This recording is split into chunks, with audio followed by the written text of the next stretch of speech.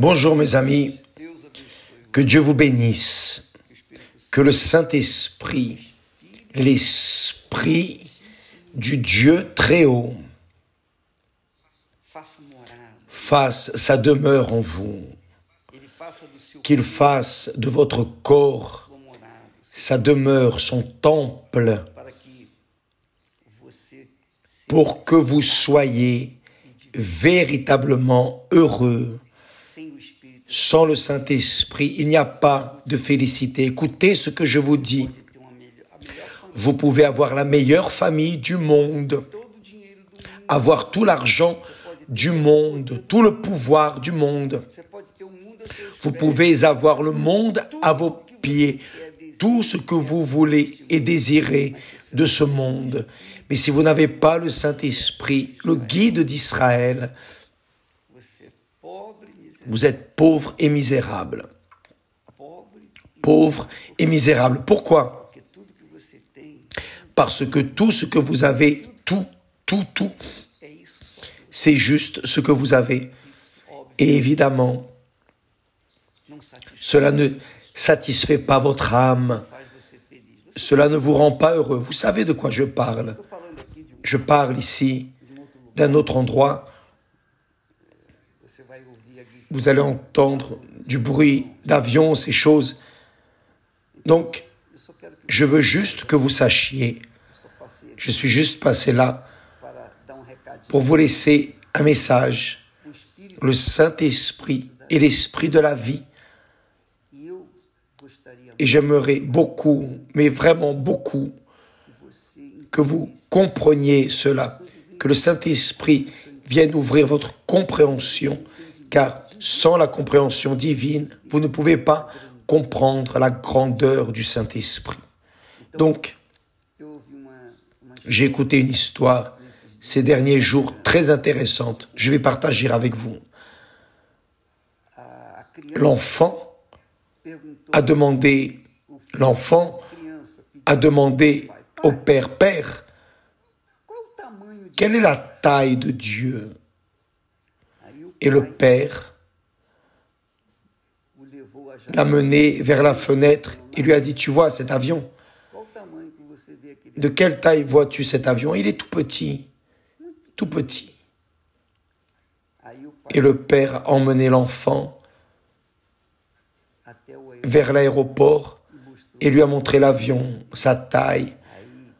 Et là, l'enfant, lorsqu'il a vu l'avion grand, il a dit, papa, comme il est grand, ainsi est la taille de Dieu, mon fils. Tu vas voir la taille de Dieu lorsque tu t'approcheras de lui, parce que de loin, on ne peut pas avoir une idée. Donc, ce qui nous fait avoir la vision de la grandeur de Dieu, c'est le Saint-Esprit. Il ouvre nos yeux pour voir les impossibles que Dieu fait dans la vie de ceux qui croient en lui de tout leur cœur, de toute leur force, de toute leur âme, de toute leur compréhension. C'est ainsi que cela fonctionne. Plus la personne est loin de Dieu, plus incrédule elle sera. Elle va voir Dieu minuscule ou invisible. Elle ne va pas réussir à le voir. Mais lorsqu'elle s'approche de lui, alors elle voit Dieu dans sa grandeur. Et cela est le travail exclusif du Saint-Esprit. Vous devez avoir le Saint-Esprit, mes amis.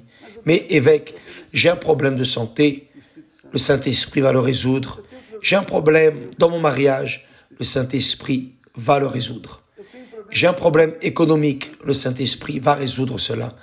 Parce que lorsqu'il résout votre intérieur, ou plutôt, lorsque vous l'avez en vous, alors vous allez voir la force, le pouvoir que Dieu vous donne pour voir vos problèmes insignifiants, parce que vous allez avoir une vision divine en relation aux problèmes et par-dessus tout à Dieu.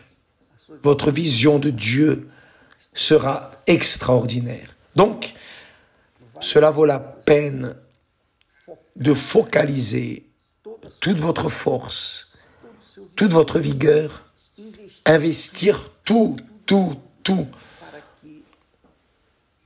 pour qu'il vienne sur vous. Parce que vous devez faire votre part. C'est la réalité. Le Saint-Esprit est disponible pour tous. Mais tous ceux qui ont dans le Seigneur Jésus-Christ l'unique Seigneur et Sauveur. Parce que c'est Jésus qui baptise du Saint-Esprit. C'est lui qui donne le Saint-Esprit. Et il nous donne le Saint-Esprit précisément pour que le Saint-Esprit vienne nous guider, pour maintenir notre foi, maintenir vivante notre communion avec lui. Ce n'est pas une question de religion, de doctrine, de philosophie, non. C'est une question de foi, mais une foi qui vient de Dieu, la foi surnaturelle. C'est le Saint-Esprit qui fait cela. Si vous avez le Saint-Esprit, vous pouvez affronter quels que soient les problèmes. Vous allez les surmonter, car vous avez Dieu en vous. Nous avons l'habitude de dire « ça va exploser ». Pourquoi disons-nous cela? Ce n'est pas parce que nous avons la force d'exploser.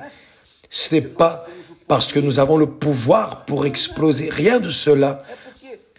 C'est parce que si nous avons le Dieu Tout-Puissant en nous, il faut que ça explose.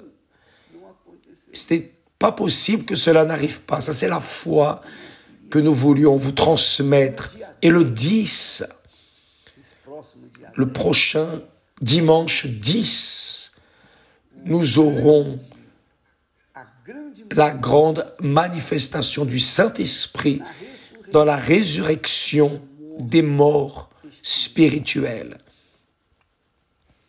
Suivant la vision d'Ézéchiel, chapitre 37. Lisez Ézéchiel, chapitre 37. La vision de la vallée des ossements desséchés, car nous parlerons de cela dès demain, pour convoquer toutes les personnes qui sont une vallée d'ossements secs ou qui ont leurs os absolument sont desséchés, secs. Et nous allons traiter de ce sujet. Que Dieu vous bénisse tous et à demain au nom du Seigneur Jésus. Grâce à Dieu. Amen.